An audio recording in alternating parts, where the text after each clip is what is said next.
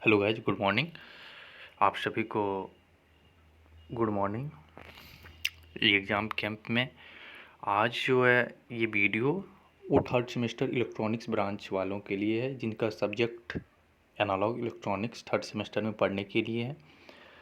Analogue electronics में आप लोगों का जो एसबीटी का एग्ज़ाम कंडक्ट करवाती है एसबीटी, उसमें आप लोगों को कौन सा क्वेश्चंस या फिर कौन सा ऐसा टॉपिक्स है जिस पे आपको ज़्यादा ध्यान देना चाहिए या फिर ज़्यादा पढ़ के जाना चाहिए, क्योंकि आप लोगों के लिए एनालॉग इलेक्ट्रॉनिक्स ये फुल्ली क्या है कि एक नया सब्जेक्ट था थर्ड सेमेस्टर में पढ़ने के लिए, जिसमें से कई ऐसे टॉपिक्स हैं या कई ऐसे चैप्टर्स हैं जो आप फर्स्ट टाइम देख रहे होंगे या फिर फर्स्ट टाइम आप इनके बारे में जानने को मिला होगा। तो आज हम बात करेंगे कि आप लोगों को वो जो टॉपिक दिया गया है, जो आपका जो मॉड्यूल दिया गया है आपके सिलेबस में, उसमें से कौन सा ऐसा क्वेश्चन है जो ज़्यादा इम्पोर्टेंट आप लोगों के लिए पढ़ना ही ज़रूरी है, क्योंकि हो सकता है कि वो एग्ज़ाम में आएगा। तो ऐसे क्वेश्चंसों का एक सीरीज है इसमें। आज ये इलेक्ट्रॉनिक्स का है, कल सिविल का होगा, मैकेनिकल का होगा और उसके बाद फिर इलेक्ट्रिकल। तो ऐसे करके सारे सब्जेक्ट का जो इम्पोर्टेंट क्वेश्चंस हैं उसका सॉल्यूशन भी मिल जाएगा आपको लिंक के डिस्क्रिप्शन में जाके। अभी हम ओनली क्वेश्चंस पे डिस्कशन करेंगे कि कौन सा ऐसा क्वेश्चंस है जो आने का बहुत ज़्यादा चांस है आपके सेमेस्टर के एग्ज़ाम में। तो आज हम उसी को डिस्कस करेंगे। आपको अगर इसका सॉल्यूशन चाहिए तो आप लिंक क्या बोलते हैं इसको कि आप अगर आपको इसका सॉल्यूशन चाहिए तो आप डिस्क्रिप्शन में जाके वहाँ पे लिंक दिया जाएगा, वहाँ पे आप क्लिक करके इसका टोटल पीडीएफ डाउनलोड कर सकते हैं या हमारे टेलीग्राम से ज्वाइन हो जाइए। वहाँ पे सारे वहाँ पे आपको अच्छे ढंग से सारे पीडीएफ प्रोवाइड कर दिए जाते हैं, आप वहाँ से पढ़ सकते हैं। अभी हम ओनली क्वेश्चन को डिस्कशन करेंगे और आज जो डिस्कशन करेंगे वो हम लोग एनालॉग इलेक्ट्रॉनिक्स सब्जेक्ट का जो है एनालॉग इलेक्ट्रॉनिक्स का डिस्कशन करेंगे। आपको हम ये उम्मीद दिलाते हैं कि जितना क्वेश्चन आज इस वीडियो में आप देखेंगे, अगर आप उतना को अच्छे से पढ़ लेते हैं या आप उतना को आप अच्छे से जान लेते हैं, आप उतना अच्छे को समझ लेते हैं, तो इससे एक भी क्वेश्चन बाहर एग्ज़ाम में नहीं आएगा, इतना तो फिक्स है। तो आज चलिए वीडियो को पूरा देखिए, फिर हो सकता है इसमें तो बहुत ज़्यादा क्वेश्चनों का सीरीज़ है इसमें, जैसे कि सब्जेक्ट एक मॉड्यूल में हो सकता है आपको हम 5 टॉपिक बताएं या 6 टॉपिक बताएं, तो उसमें से हम लास्ट तक वीडियो देखिए, उसमें से फिर हम छांट के बताएंगे कि ये क्वेश्चन बहुत ज़्यादा वी है, मतलब वेरी वेरी इंपॉर्टेंट है, जो कि सेमेस्टर एग्ज़ाम में पूछ सकता है। 90% चांस बनता है कि पूछ सकता है। तो चलिए वीडियो को शुरू करते हैं और जानते हैं कि क्या क्या क्वेश्चंस एनालॉग इलेक्ट्रॉनिक्स में थर्ड सेमेस्टर के एग्ज़ाम में आ सकता है। तो चलिए वीडियो के स्टार्ट करते हैं। सबसे पहले जो है एनालॉग इलेक्ट्रॉनिक्स जो है उसमें कौन सा, देखिए important question for third semester examination, आपका जो एसबीटी का एग्ज़ाम होता है उसके लिए। चलिए वीडियो को जल्दी से शुरू करते हैं। सबसे पहले आप लोगों का जो मॉड्यूल दिया गया है आइडियल एम्पलीफायर में आप लोगों को पढ़ने के लिए कौन कौन सा टॉपिक। सबसे पहले टॉपिक तो ढेर सारा है, उसमें से हम कुछ छांटे हैं जो आप लोगों के लिए जिसको चुन चुन के लाए हैं कि जो आप लोगों के सेमेस्टर के एग्ज़ाम में एसबीटी के एग्ज़ाम में पूछ सकता है। तो वही क्वेश्चंस हम यहाँ पे या वही टॉपिक हम यहाँ पे बताएंगे। जैसे कि वोल्टेज एम्पलीफायर है, ये पूछने का चांस है कि वोल्टेज एम्पलीफायर पूछता है, और ये अच्छा क्वेश्चंस भी है कि वोल्टेज एम्पलीफायर क्या है, वोल्टेज एम्पलीफायर का गेन क्या होता है, ये सारी बातें। सबसे पहले इससे भी पहले आप लोगों को जानना पड़ेगा कि आइडियल एम्पलीफायर क्या होता है, आइडियल एम्पलीफायर किसको कहते हैं। ये हो सकता है कि आइडियल एम्पलीफायर के बारे में आपको इंट्रोडक्शन पूछ दे कि आइडियल एम्पलीफायर क्या होता है। तो ये सारी बेसिक बातें हैं, ये तो जानना मोस्ट इंपॉर्टेंट है। लेकिन अगर आप आइडियल एम्पलीफायर जान गए हैं तो उसके बाद वोल्टेज एम्पलीफायर आता है कि आपको वोल्टेज एम्पलीफायर को भी जानना है कि वोल्टेज एम्पलीफायर क्या होता है। फिर उसके बाद नेक्स्ट आता है कि ट्रांस रेजिस्टेंस एम्पलीफायर, ये भी इंपॉर्टेंट है कि आपके सेमेस्टर एग्जाम के लिए ये बहुत ज़्यादा पूछता है कि ट्रांस रेजिस्टेंस एम्पलीफायर क्या है, वोल्टेज एम्पलीफायर क्या है, ये दोनों तो बहुत ज़्यादा इंपॉर्टेंट है। उसके बाद नेक्स्ट आते हैं तो आता है डिस्टोर्सन। तो डिस्टोर्सन को भी जानना बहुत ज़रूरी है कि डिस्टोर्सन क्या होता है। उसके बाद हार्मोनिक डिस्टॉर्शन, हाँ उसके बाद हार्मोनिक डिस्टॉर्शन को भी जानना ज़रूरी है कि हार्मोनिक डिस्टॉर्शन क्या होता है। और नेक्स्ट आता है कि फेज डिस्टॉर्शंस। तो ये सारे जितने भी यहाँ पे हैं, ये voltage amplifier, trans resistance amplifier, distortion, harmonic distortion, phase distortions, ये सारा का जो पीडीएफ है आप लोगों को अब इतना कम समय में समझाना शायद इम्पॉसिबल हो सकता, पॉसिबल तो है लेकिन बट हो सकता है कि इतना कम समय में सारी चीज़ों को, जैसे कि आज एनालॉग है तो फिर उसके बाद आप लोगों का प्रोग्रामिंग सी लैंग्वेज का जो है उसका क्लास होगा, तो हो सकता है कि टाइम बहुत ज़्यादा लग जाए। इस आप लोगों का डेट नियर है, फरवरी में ही एग्ज़ाम होने वाली है लास्ट वीक में, तो ये है। तो इतना को आप पीडीएफ से पढ़ सकते हैं। पीडीएफ से आप जाइए, लिंक सॉरी वीडियो के नीचे में जो डिस्क्रिप्शन जो बॉक्स है वहाँ पे जाके आपको वीडियो का मिल जाएगा लिंक, वहाँ पे जाके आप पढ़ सकते हैं। वहाँ पे पीडीएफ मिल जाएगा, पीडीएफ से आप डाउनलोड करके आप पढ़ सकते हैं। ये एक ऐसा सोर्स है जिससे कि आप जल्दी से जल्दी एग्ज़ाम में आप हो सकता है कि बहुत सारे लोग पढ़े होंगे पहले से, क्योंकि ये कोरोना वायरस को लेके सब ऑनलाइन एग्ज़ाम ऑनलाइन क्लास ले रहे थे। तो ऑनलाइन क्लास में तो सारी चीज़ें सर आपको बताए होंगे, आपके कॉलेज के प्रोफेसर साहब बताए ही होंगे, तो वो अलग है। यहाँ पे जो आपको इम्पोर्टेंट जो है वो यहाँ पे हम डिस्कस करेंगे। चलिए इतना तो हो गया कि वोल्टेज एम्पलीफायर क्या होता है, ट्रांजिस्टेंस एम्पलीफायर क्या होता है, उसके बाद डिस्टॉर्शन और ये सब सारी बातें आप लोगों को जानना बहुत ज़रूरी है बोलना। तो चलिए आगे बढ़ते हैं। अब आगे अगला जो आप लोग का मॉड्यूल है वो है ट्रांजिस्टर एम्पलीफायर। कि ट्रांजिस्टर एम्पलीफायर क्या होता है, तो ये तो पहले जानना पड़ेगा आप लोगों को ट्रांजिस्टर के बारे में कि हाँ ट्रांजिस्टर क्या होता है।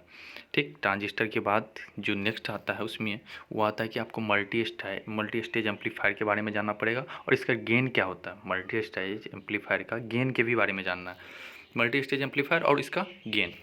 नेक्स्ट आता है कि डेसिबल गेन, उस बाद डेसिबल गेन के बारे में आप लोगों को पढ़ना, और बैंडविड्थ के बारे में। तो ये सारी जो चीज़ें हैं ये सब टोटल का टोटल ये रिलेटेड है किससे, मल्टी स्टेज एम्पलीफायर से। तो आप मल्टी स्टेज एम्पलीफायर को अगर आप अच्छे से पढ़ लेते हैं तो फिक्स है कि आपका ये टॉपिक कंप्लीट हो जाएगा। तो फिर उसके बाद small signal amplifier, large signal amplifier, small signal और लार्ज सिग्नल दोनों इंपॉर्टेंट। उसके बाद नेक्स्ट है तो voltage and power amplifier. Voltage और पावर एम्पलीफायर क्या होता है ये भी पूछ सकता है, हो सकता है आपको पूछ दे कि वोल्टेज एंड पावर एम्पलीफायर में डिफरेंस क्या है। सॉरी डिफरेंस नहीं, हाँ difference between voltage and power amplifier.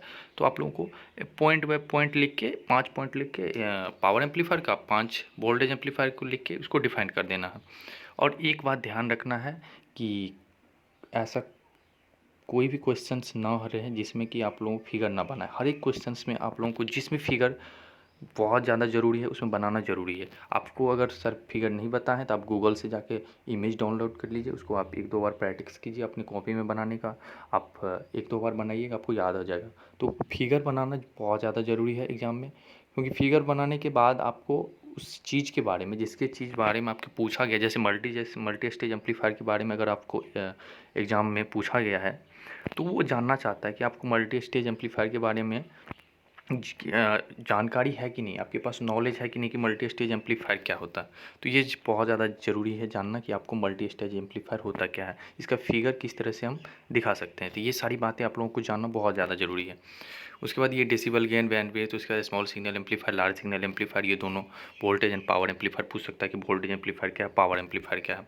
उसके बाद नेक्स्ट जो आता है उस क्लासिफिकेशन आता है, उसका क्या आता है कि क्लासिफिकेशन ऑफ पावर एम्पलीफायर क्या होता है। तो क्लासिफिकेशन एम्पलीफायर जो होता है, sorry classification of power amplifier में ही आप लोग class A push pull amplifier पढ़ने के लिए, क्लास ए और पुश पुल एम्पलीफायर पढ़ने के लिए, जो कि ये क्लास ए एम्पलीफायर जो आप यहाँ पे पढ़िएगा वो आपको लास्ट सेमेस्टर में लास्ट मॉड्यूल में भी पढ़ने के लिए है। तो ये दोनों टॉपिक यहाँ से कवर हो जाएगा कि क्लास ए एम्पलीफायर क्या होता है और पुश पुल एम्पलीफायर क्या होता है। देखिए मोस्ट इंपॉर्टेंट है पुश पुल एम्पलीफायर, क्योंकि बहुत ज़्यादा चांस रहता है कि पुश पुल एम्पलीफायर पूछ ही दे। ये क्लास ए एम्पलीफायर और पुश पुल एम्पलीफायर दोनों रिलेटेड है, ऐसा कुछ नहीं है कि आप लोगों को एक इधर का एनालॉग पढ़ा रहा है उधर एक सिग्नल सिस्टम, ऐसा कुछ भी नहीं है। दोनों क्लास ए और पुश पुल एम्पलीफायर दोनों रिलेटेड है। आप लोग को एम्पलीफायर के बारे में ही पढ़ना है, दोनों अच्छे से पढ़ सकते हैं, कवर कर सकते हैं, इसमें कोई प्रॉब्लम नहीं है। इतना तक पता कि अगर आप ट्रांजिस्टर एम्पलीफायर में जितना टॉपिक इसमें यहाँ पे दिख रहा है आपको, मल्टी स्टेज एम्पलीफायर, उसका गेन, डेसिबल क्या होता है, बैंडविड्थ क्या होता है, स्मॉल सिग्नल और large signal, voltage and power amplifier और इसके दोनों के बीच डिफरेंस क्या होता है। उसके बाद class A push pull amplifier अगर आप इतना पढ़ के जाते हैं तो आपका जो ट्रांजिस्टर एम्पलीफायर से जो क्वेश्चन आएगा उससे वो आप मिस नहीं करिएगा, आप टोटल का टोटल आप बना के आ सकते हैं। तो इतना तो पता चल गया। उसके बाद आपका जो नेक्स्ट मॉड्यूल है उसमें भी, हाँ इसमें भी एक है और है कि मल्टी स्टेज फ्रीक्वेंसी जो होता है रिस्पांस, वो भी आपको जानना बहुत ज़रूरी है। तो ये जो नीचे में सबसे नीचे में पॉइंट आपको दिख रहा है मल्टी फ्रीक्वेंसी रिस्पांस, ये मल्टी फ्रीक्वेंसी रिस्पांस को आप जो मल्टी स्टेज एम्पलीफायर और गेन है उसी के साथ आप पढ़ सकते हैं दोनों को, ये दोनों सिमिलर है, दोनों के साथ आप पढ़ सकते हैं। तो यहाँ तक तो हो गया कि ट्रांजिस्टर एम्पलीफायर, ये आपका मॉड्यूल खत्म हो गया, आपका 2 मॉड्यूल खत्म हो गया। 2 मॉड्यूल में ज़्यादा ज़्यादा इसमें कितना क्वेश्चन है, 1 2 3 4 5 6 7 8 9 10 इसमें हो गया आपको।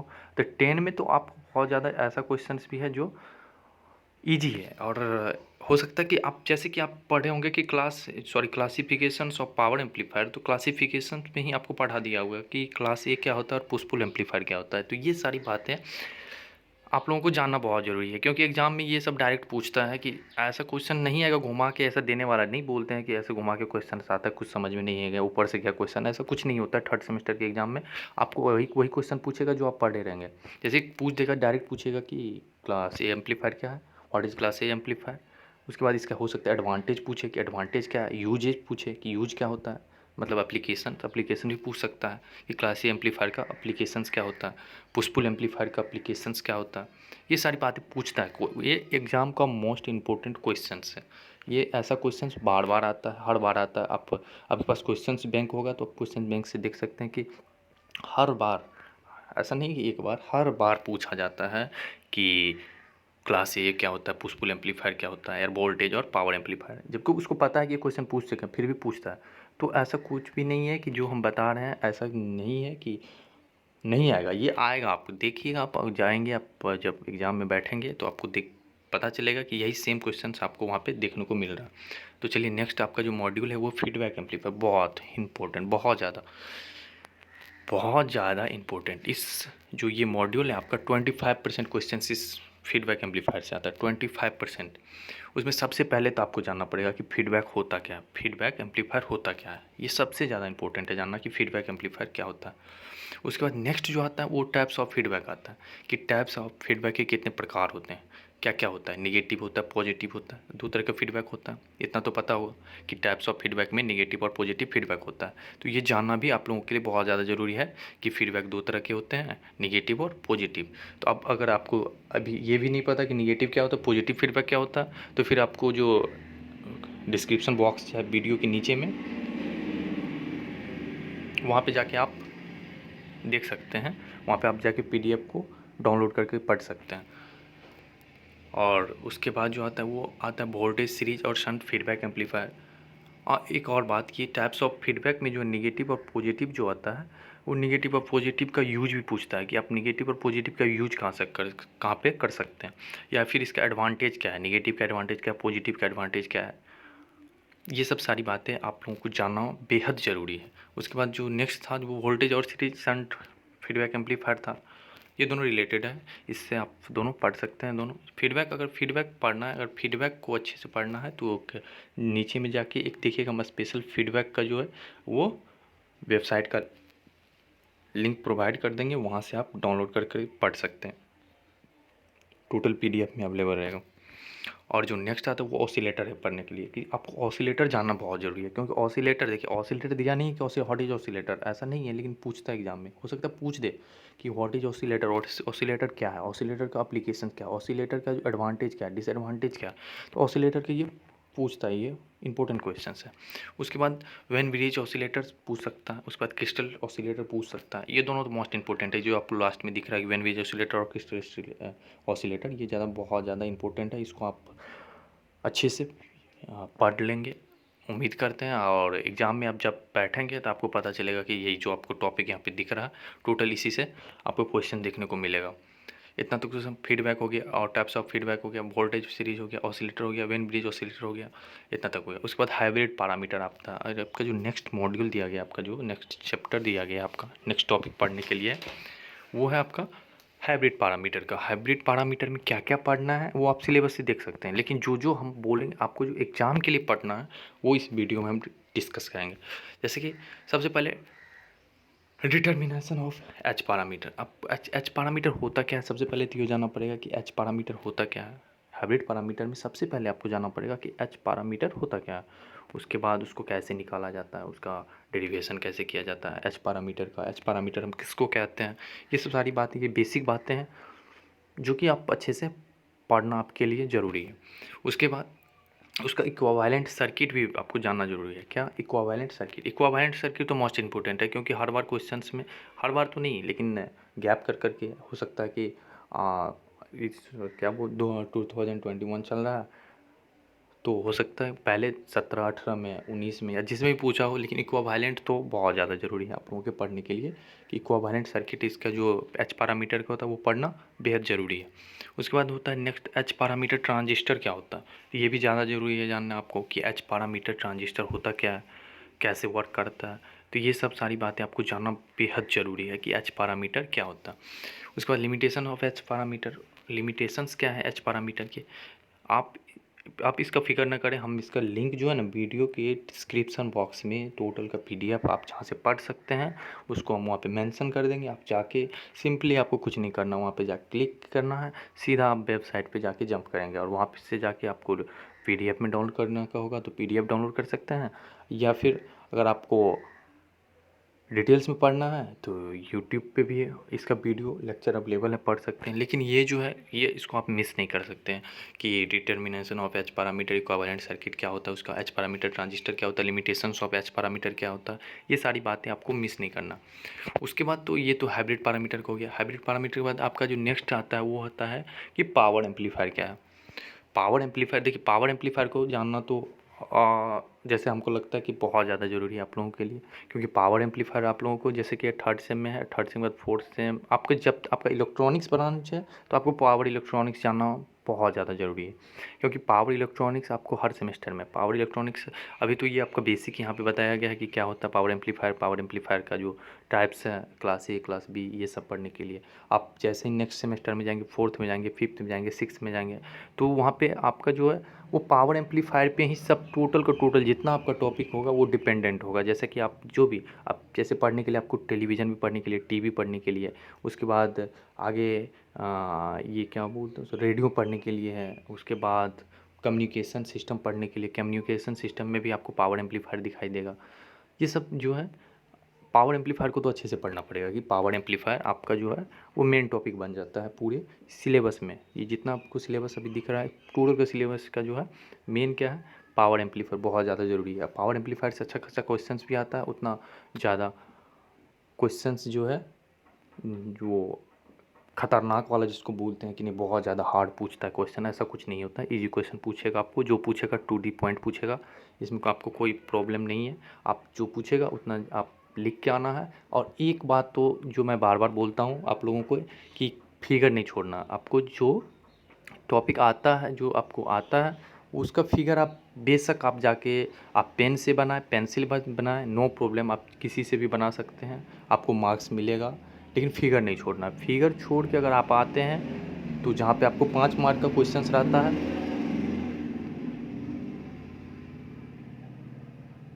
जहाँ पे आपको 5 मार्क का क्वेश्चंस रहता है वहाँ पे आपको 3 मार्क्स मिलेगा।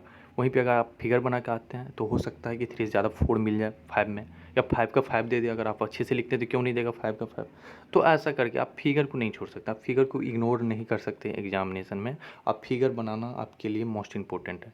फिगर पे मार्क्स आपको देगा, क्योंकि एक जो आपको जो कॉपी चेक करता है, आपको जो कॉपी देखता है उसको भी पता है कि अगर आप फिगर बनाए हैं तो इसका मतलब आपके बारे में इसका नॉलेज आपको, ऐसा नहीं है कि आपको थ्योरी लिख के आ जाना है कि इतिहास जैसे लिख के आ जाना है कि पावर एम्पलीफायर ये होता है, हाँ इसका यहाँ पे यूज करते हैं वहाँ पे यूज करते हैं, ऐसा कुछ नहीं है। आप फिगर एक बना दीजिए, नीचे में आप पूरा लिख दीजिए, आप पॉइंट बाय पॉइंट लिखिए, आप पॉइंट बाय पॉइंट लिखिए। ऐसा नहीं कि हिस्ट्री जैसे लिखना है कि चलो इधर से स्टार्ट करते हैं लास्ट में जाके 3-4 पन्ने में ख़त्म कर देते हैं, ऐसा कुछ भी नहीं है। आपको जो पॉइंट टू पॉइंट लिखना है, जो जो इम्पोर्टेंट आपको लगता है कि नहीं ये इस पावर एम्पलीफायर में देना ज़रूरी है, लिखना ज़रूरी है, तो वो आप लिख सकते हैं, बेशक आप लिख दें। और उसके बाद नेक्स्ट में आप फिगर बना सकते हैं। देखिए पावर एम्पलीफायर में क्या क्या पढ़ने के लिए, पावर एम्पलीफायर में आपको पढ़ने के लिए class A amplifier. Class amplifier सबसे पहले तो जानना पड़ेगा क्लास ए एम्पलीफायर क्या होता है, उसके बाद उसका जो एडवांटेज क्या है, डिसएडवांटेज भी उसका पूछता है कि डिसएडवांटेज क्या है, इसका एफिशिएंसी क्या है, तो फ्रीक्वेंसी रेंज क्या होता है, ये सब सारी बातें आप लोगों को पावर एम्पलीफायर में पढ़ना है। तो इसका एडवांटेज और डिसएडवांटेज, क्लास ए एम्पलीफायर क्या होता है, ये सब। और इसके बाद हाँ एक और बात, इसका एप्लीकेशन भी जानना बहुत ज़्यादा ज़रूरी है कि पावर एम्पलीफायर का जो होता है वो एप्लीकेशंस क्या होते हैं, पावर एम्पलीफायर को हम कहाँ पे यूज कर सकते हैं, एप्लीकेशन मतलब यूज हम उसको कहाँ पे किस कैसे उपयोग कर सकते हैं। तो ये पावर एम्पलीफायर में आप लोगों के पढ़ने के लिए क्लास ए एम्पलीफायर में पढ़ना सिलेबस में नहीं दिया, लेकिन बट पूछता है ऐसा करके कि आप इसका एप्लीकेशंस बताएं, एडवांटेज बताएं, डिसएडवांटेज बताएं, क्योंकि ये टोटल रिलेटेड है। आपका जो पावर एम्पलीफायर है वो क्लास ए एम्पलीफायर से टोटल रिलेटेड है। इसका एडवांटेज डिसएडवांटेज, आप किसी के बारे में अच्छाई भी जान सकते हैं, उसका बुराई क्या है वो भी जानना। आप अगर किसी इंसान को जानते हैं तो उसका अच्छाई और बुराई दोनों आपको जानने का हक है। और उसका जो हक जब आप में आता है कि अच्छाई और बुराई जानने का, तभी जाके आप उस इंसान को अच्छे से जान पाते हैं। इसीलिए आप क्लास ए एम्पलीफायर पढ़ते हैं तो उसका एडवांटेज भी पढ़ें, डिसएडवांटेज भी पढ़ें, उसका यूज भी पढ़ें। और नेक्स्ट जो आता है वो आता है आपका क्लास ए बी एम्पलीफायर। क्या आता है? Class A B amplifier. Same वही है, क्लास ए बी एम्पलीफायर पढ़ने के लिए उसमें भी आपको एडवांटेज और डिसएडवांटेज पढ़ना है। क्लास ए एम्पलीफायर तो वो तो जाना बेहद ज़रूरी है कि क्लास ए एम्पलीफायर होता क्या है, क्लास ए बी एम्पलीफायर। और उसके बाद अगर आता है वो आता है कि आपको उससे एडवांटेज और डिसएडवांटेज और अप्लीकेशंस, इसका भी अप्लीकेशंस आपको पढ़ना ज़रूरी है। उसके बाद नेक्स्ट जो है वो क्लास बी और सी एम्पलीफायर। क्लास जो है क्लास बी और सी एम्पलीफायर, इसका एडवांटेज डिसएडवांटेज नहीं पूछेगा, बट इम्पोर्टेंट है ये भी। बी और सी एम्पलीफायर भी पूछता है, बहुत ज़्यादा चांस है कि क्लास बी ज़्यादा पूछता है, सी के कंपेयर में क्लास बी एम्पलीफायर बहुत ज़्यादा पूछता है। तो इतना तो ये हो गया। उसके बाद देखिए इतना इतना तो आपको समझ में आ गया कि पावर एम्पलीफायर में। अब देखिए इसमें कुछ ऐसा क्वेश्चंस भी है कि हमने बताया था कि लास्ट में ऐसा बताएंगे कि जो बहुत ज़्यादा इंपॉर्टेंट है एग्ज़ाम के लिए। 75% से तो ऊपर उसका एक्यूरेसी रखिए कि उतना हो सकता है कि उतना तक आ जाए।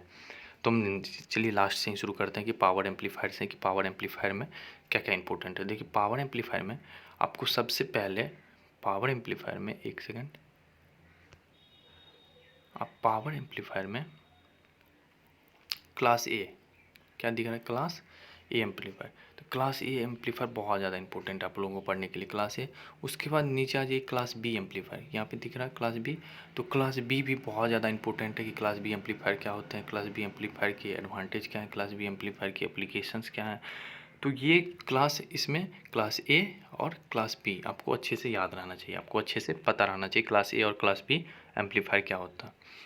चलिए अब जो नेक्स्ट है वो हाइब्रिड पैरामीटर में, कि हाइब्रिड पैरामीटर में कौन सा इंपॉर्टेंट है। तो हाइब्रिड पैरामीटर में अगर आप देखें तो हाइब्रिड पैरामीटर में आपको तो सबसे पहले फर्स्ट जो है ये, एक सेकेंड, सबसे पहले आपको जो ये एच पैरामीटर निकालना आना चाहिए कि एच पैरामीटर कैसे निकाला जाता है, ये इंपॉर्टेंट है। इसके बाद इक्विवेलेंट सर्किट भी इंपॉर्टेंट है, बहुत ज़्यादा इंपॉर्टेंट है इक्विवेलेंट सर्किट, इक्विवेलेंट सर्किट। उसके बाद एच पैरामीटर ट्रांजिस्टर, ये एच पैरामीटर ट्रांजिस्टर भी बहुत ज़्यादा इंपॉर्टेंट है। तो एच पैरामीटर ट्रांजिस्टर भी बहुत ज़्यादा इंपॉर्टेंट है। इतना हो गया इसमें। चलिए नेक्स्ट चलते हैं। देखिए उसके बाद क्या है, फीडबैक एम्पलीफायर। फीडबैक एम्पलीफायर में फीडबैक पढ़ना बहुत ज़्यादा ज़रूरी है। कि उसके बाद निगेटिव बहुत ज़्यादा पूछता है, निगेटिव एम्पलीफायर बहुत ज़्यादा, हद से ज़्यादा निगेटिव एम्पलीफायर के बारे में जानना बहुत ज़्यादा ज़रूरी है। निगेटिव एम्पलीफायर का यूजेज पूछता है कि यूज कहाँ पे किया जाता है निगेटिव एम्पलीफायर का।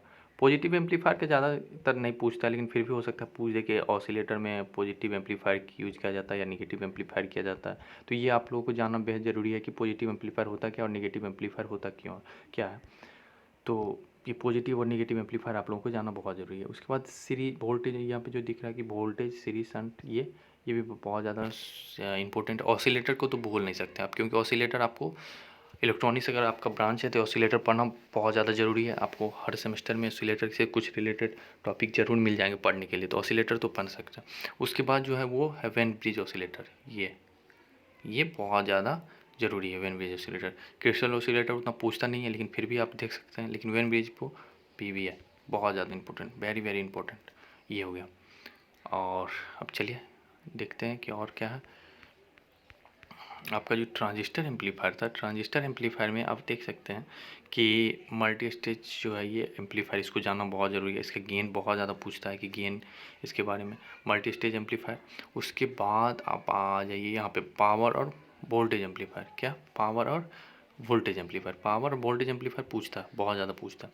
उसके बाद पुश पुल की मैंने बता दिया कि पुश पुल के लिए तो बहुत ज़्यादा इंपॉर्टेंट है push pull amplifier.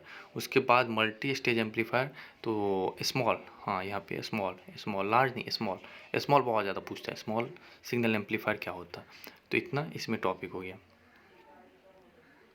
Frequency range भी पूछता है, तो फ्रीक्वेंसी रेंज पूछेगा तो इसमें और में क्वेश्चन भी हो सकता है कि अथवा में क्वेश्चन दिया रहे आपको और में कि आप इसको बनाएं या दूसरा को बनाएं।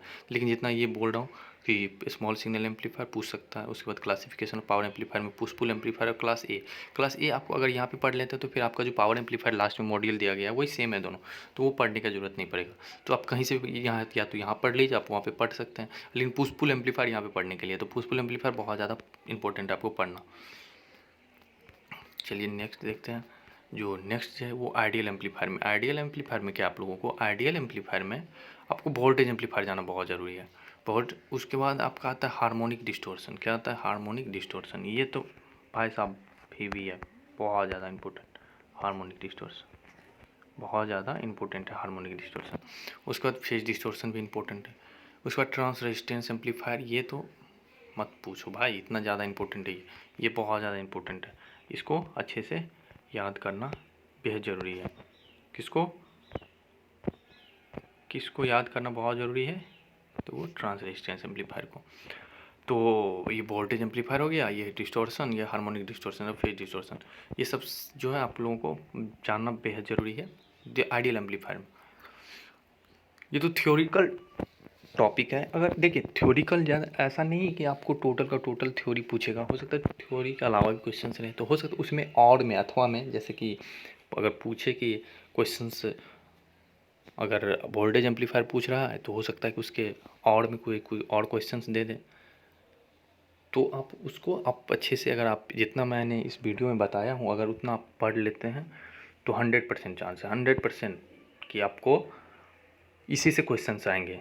अगर ये नहीं आता अथवा में तो फिक्स है कि यही क्वेश्चंस रहेंगे आपको पढ़ने के लिए, यही और में क्वेश्चंस रहेंगे बनाने के लिए। तो आज का जो क्लास था यही था कि इंपॉर्टेंट आप लोगों के लिए क्वेश्चन क्या है, क्योंकि देखिए आप लोगों का एग्ज़ाम नज़दीक आ गया है और ये जानना बेहद ज़रूरी है कि आपको क्या पढ़ना चाहिए। देखिए पढ़ना हर चीज़ चाहिए आपको, अगर शुरू से पता रहता है कि एग्ज़ाम, अगर आप कोरोना नहीं रहता, अगर आपका कॉलेज में क्लास चलते रहता, तब तो हर चीज़ सारी चीज़ें को आपको पढ़ना बहुत ज़्यादा ज़रूरी था, सारी चीज़ें पढ़ना बहुत ज़्यादा। लेकिन अगर आप कोरोना से आपका क्लास कॉलेज में नहीं हुआ, ऑनलाइन क्लासें हुई, ऑनलाइन क्लासें में कैसा आप पढ़ रहे हैं, आप नोट्स बनाए हैं, ये सब आप पे डिपेंड करता है कि आप नोट्स अगर बनाए होंगे तो अच्छी बात है, नोट्स से आप पढ़ सकते हैं। अगर नहीं बनाए तो कोई बात नहीं, आप जाके गूगल पे मैं वेबसाइट का लिंक दे दूंगा, आप डिस्क्रिप्शन बॉक्स में वहाँ पे जाके आप बेशक आप जाके पढ़ सकते हैं, नो प्रॉब्लम, कोई बात नहीं। आप चाहिए वहाँ पे पढ़िए, लेकिन क्वेश्चंस छोड़ के मत आइए एग्ज़ाम में। जितना आपको आता है बना के आइए, अच्छे से बना के आइए। टोटल क्वेश्चंस को आप टच कीजिए, अच्छे से बनाइए।